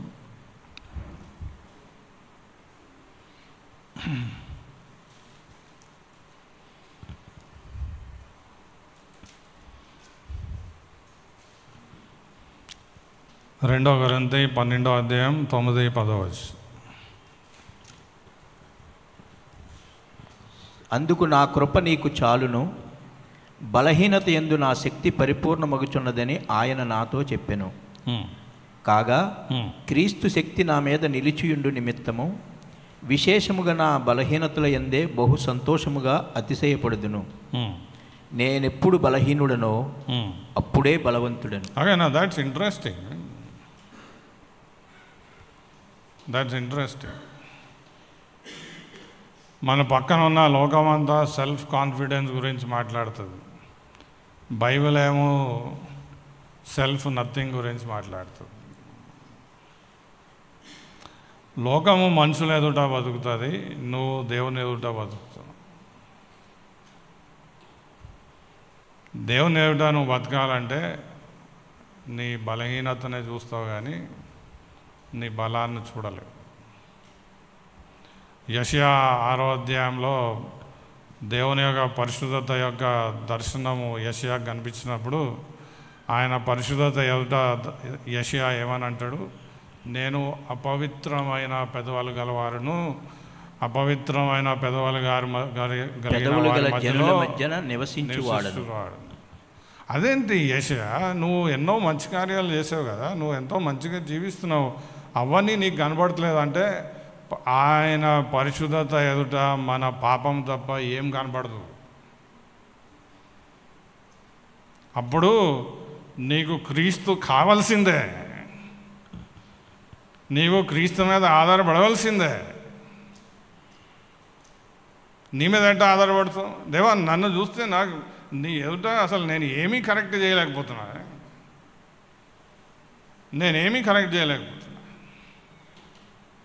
నేను మనుషుల్ని ఇంప్రెస్ చేయొచ్చేమో కానీ నిన్నైతే నేను ఇంప్రెస్ చేయలేను. సో నన్ను క్షమించు, నన్ను కరుణించు, నన్ను బలపరచు అని దానియేలు పరిగెడుతున్నాడు, ఇంటికి పోయి ప్రార్థన చేస్తున్నాడు. ఎందుకంటే దానియేలుకి తన యొక్క బలహీనత అన్న అవగాహన అంతగా ఉన్నది. సో నిత్యము ప్రార్థన మీద ఆధారపడుతున్నాడు దానియేలు. ఎందుకంటే తన బలహీనతను ఎరిగినవాడు. ఎప్పటి వరకైతే నీ బలహీనతను నువ్వు ఎరగవో నువ్వు ఆయన మీద ఆధారపడవు. మాట వరుసకి ఆయన మీద ఆధారపడినా నీ సొంత బలం మీద ఆధారపడుతుంది. పరిసయ్యుల ప్రాబ్లం అదే కదండి. పరిసయ్యులు ఏంటి, వాళ్ళు ఏమైనా ఘోరమైన పాపాలు చేస్తున్నారా? ఏమైనా ఘోరమైన మోసాలు చేస్తున్నారా? లేదు. పరిసయ్యుల యొక్క ప్రాబ్లం ఏంటి? బాహ్యంగా వారు ఎంతో మంచిగా ఉన్నారు, కానీ ఆంతర్యం దేవునికి విరోధంగా ఉన్నది. అది చూడలేకపోతున్నారు. సో నిత్యము ప్రార్థన వాక్యం మీద ఆధారపడిన జీవితం. మనం దానియేలు 9వ అధ్యాయం మొదటి 2 వచనాల్లో మనం చూస్తే, దానియేలు వాక్యాన్ని చదువుతూ వాక్యం ద్వారా ప్రార్థనకి ప్రేరేపింపబడి ఆయన ప్రార్థన చేస్తున్నాడు అన్న విషయం. సో వాక్యము ప్రార్థన అన్న కాన్స్టెంట్ డిపెండెన్స్ అనేది దానియేలు జీవితంలో కనబడుతుంది. కాబట్టి తను అంతగా దోషం లేని జీవితం జీవిస్తున్నాడు.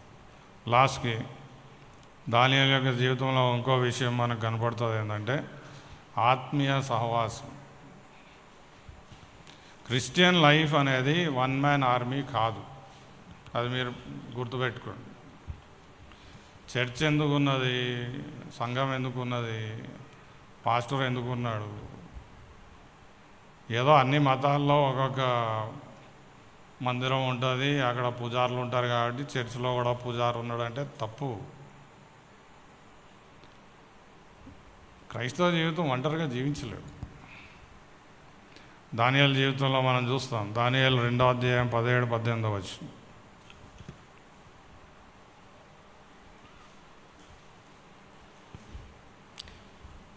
దానియేలు 2వ అధ్యాయం 17-18 వచనం. అప్పుడు దానియేలు 2వ అధ్యాయం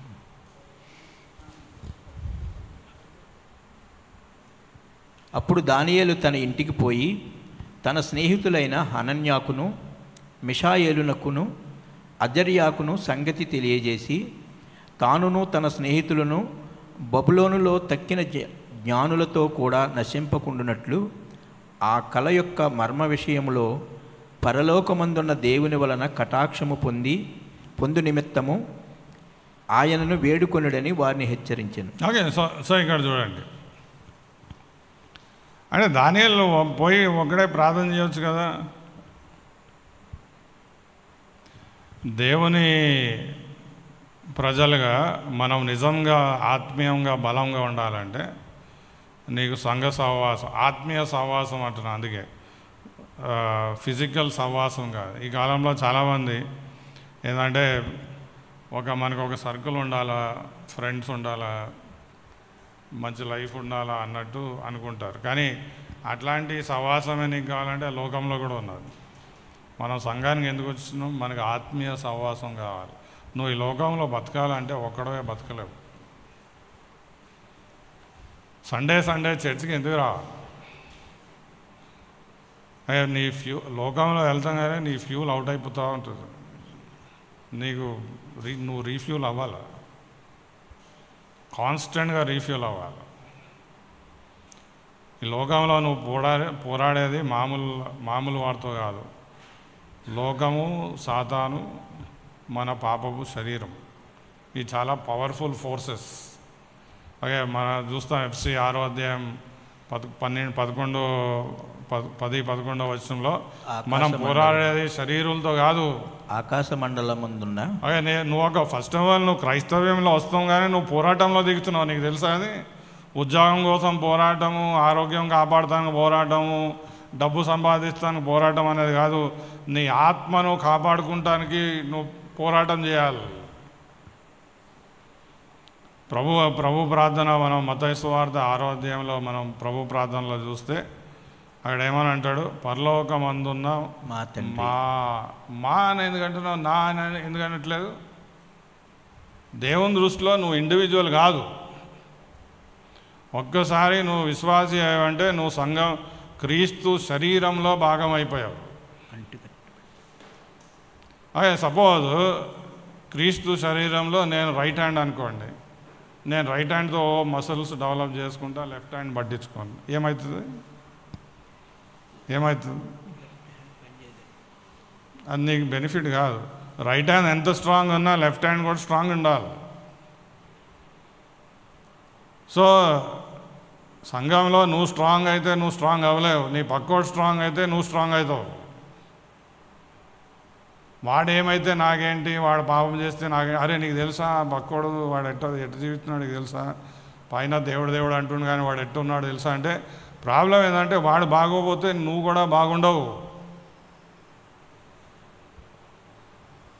మనం ఆత్మీయ జీవితంలో కొనసాగాలంటే, బలపడాలంటే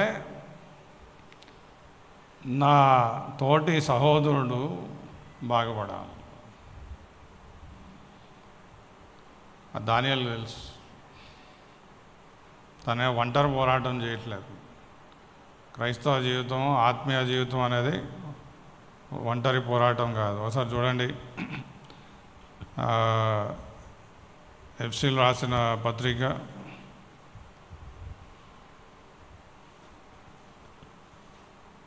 ఫస్టోసారి 1 కొరింథీ 12వ అధ్యాయం 12-13 వచనం. ఓ 2 వచనాలు చూపించి క్లోజ్ చేస్తాం. 1 కొరింథీ 12వ అధ్యాయం 12-13 వచనం. ఏలాగా శరీరము ఏకమై ఉన్నను అనేకమైన అవయవములు కలిగి ఉన్నదో, ఎలాగు శరీరము యొక్క అవయవములన్నీ అనేకములై ఉన్నను ఒక్క శరీరమై ఉన్నవో అలాగే క్రీస్తు ఉన్నాడు. ఎలాగనగా యూదులమైనను గ్రీసు దేశస్థులమైనను దాసులమైనను స్వతంత్రులమైనను మనమందరము ఒక్క శరీరములోనికి ఒక్క ఆత్మయందే బాప్తిస్మము పొందితిమి. That's interesting. సో క్రీస్తులో రాకముందు నువ్వు కమ్మ ఉండొచ్చు, కాపు అయి ఉండొచ్చు, రెడ్డి అయి ఉండొచ్చు, లేకపోతే దళితుడై ఉండొచ్చు, ఏదోటి అయి ఉండొచ్చు.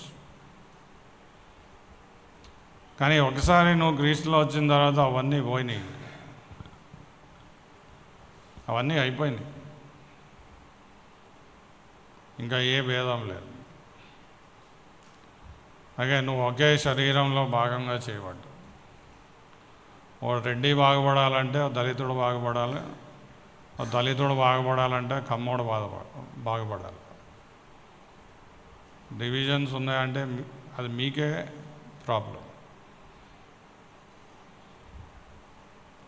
సో మనం చూస్తున్నాం ఏంటంటే సంఘం యొక్క అవసరత, ఈ లోకంలో మనం నిలబడాలంటే, కొనసాగాలంటే లాస్ట్కి ఎఫ్సి 3వ అధ్యాయం 18వ వచనం.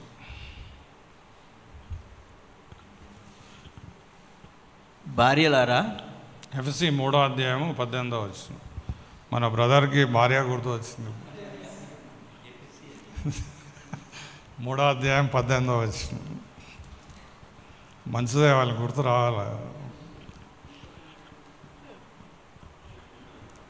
ఆత్మ వలన బలముపరచబడినట్లుగాను క్రీస్తు మీ హృదయములలో విశ్వాసము ద్వారా నివసించినట్లుగాను తన మహిమైశ్వర్యము చొప్పున మీకు దయచేయవలెననియు మీరు దేవుని సంపూర్ణత యందు పూర్ణులగునట్లుగా ప్రేమ యందు వేరుపారి స్థిరపడి సమస్త పరిశుద్ధులతో కూడా దాని వెడల్పు, పొడుగు, లోతు, ఎత్తు ఎంతో గ్రహించుకొనుటకును జ్ఞానమునకు మించిన క్రీస్తు ప్రేమను తెలుసుకొనుటకును. ఇక్కడ ఇంట్రెస్టింగ్ థింగ్ ఏంటంటే దేవుని ప్రేమను, క్రీస్తు ప్రేమను నేను అర్థం చేసుకోవాలంటే నాకు ఒక్కడికే అర్థం కాదు అది. నేను ఒక్కడనే దేవుణ్ణి సంపాదించుకోవాలా, నేను ఒక్కడనే దేవునిలో బలపడిపోవాలా, ఒక్కడు ఏమైతే నాకేంది, నేను దేవునిలో ఎదిగిపోవాలా, స్ట్రాంగ్ అయిపోవాలా అంటే అట్ట నువ్వు అవ్వలేవు. నువ్వు స్ట్రాంగ్, నీ రైట్ హ్యాండ్ స్ట్రాంగ్ అవ్వాలంటే లెఫ్ట్ హ్యాండ్ కూడా స్ట్రాంగ్ అవ్వాలి. ఇనీషియల్గా నేను దేవునిలోకి వచ్చినప్పుడు ఇక ఎట్లయినా దేవునిలో ఎదిగిపోవాలా, ఎంత ఆయన్ని సంపాదించుకోవాలా, జ్ఞానం సంపాదించుకోవాలా అన్న ఒక ఆలోచన ఉండే. కానీ ఈ వచనం వచ్చిన తర్వాత అంతా అవుట్. సంఘం బలపడకపోతే నువ్వు బలపడలేవు. నీ తోటి సహోదరుడు బలపడకపోతే నువ్వు బలపడలేవు. దానియేలు ఏం చేస్తున్నాడు? తన పాపాల గురించి ప్రార్థన చేస్తున్నాడు, తన తోటి సహోదరుల పాపాల గురించి కూడా ప్రార్థన చేస్తున్నాడు. తన తోటి సహోదరుల పాపాలు తీసుకుని అరే వాడు చూడు ఎట్ట చేస్తున్నాడు, వాడు చూడు ఎట్ట ఉన్నాడు, ఇంకోడు పోయి అరే చూడు వాడు ఎట్ట చేస్తున్నాడు అనట్లేదు, ప్రార్థన చేస్తున్నాడు. సో ఈ విషయాలు దానియేలు యొక్క జీవితంలో ఏదంటే మొదటగా తన పాపస్థితిని గ్రహించి దేవుని యొక్క కృప మీద ఆధారపడటం, రెండవదిగా వాక్యము ఇంకా ప్రార్థన మీద కాన్స్టెంట్గా ఆధారపడతాం, మూడవదిగా ఆత్మీయ సహవాసంలో కొనసాగుతాం అన్న స్థితి దానియేలు జీవితంలో ఉంది. కాబట్టి తను సమగ్రుడై నీతివంతునిగా జీవించగలుగుతున్నాడు. సో మన జీవితంలో కూడా దేవుడు మనల్ని ఎందుకు ఇక్కడ పెట్టాడు? మనం ఈ లోకంలో ఫేమస్ అయిపోవాలా, సక్సెస్ఫుల్ అయిపోవాలా, ఆస్తి సంపాదించాలనేది కాదు. నీ మూలంగా ఆయన గణపరచబడాలి. నీ చుట్టుపక్కల ఉన్న మనుషులు నిన్ను చూసినప్పుడు, నీ కష్టాల్లో, బాధల్లో, ఇబ్బందుల్లో నేను చూసినప్పుడు, అరే ఇప్పుడు చూద్దాం వీడు దేవుడు ఏం చేస్తాడు చూద్దాం అన్న పాయింట్ ఉండాలి. ఆయన నమ్మకస్తుడు. సో ఆయన నమ్మకత్వాన్ని బట్టి నేను నమ్మకంగా జీవిస్తానికి నాకు కావాల్సిన సమస్తమైన కృపను అనుగ్రహిస్తాడు. దానికి బెస్ట్ ఎగ్జాంపుల్ డానియేల్. ప్రార్థన చేస్తాం. మౌన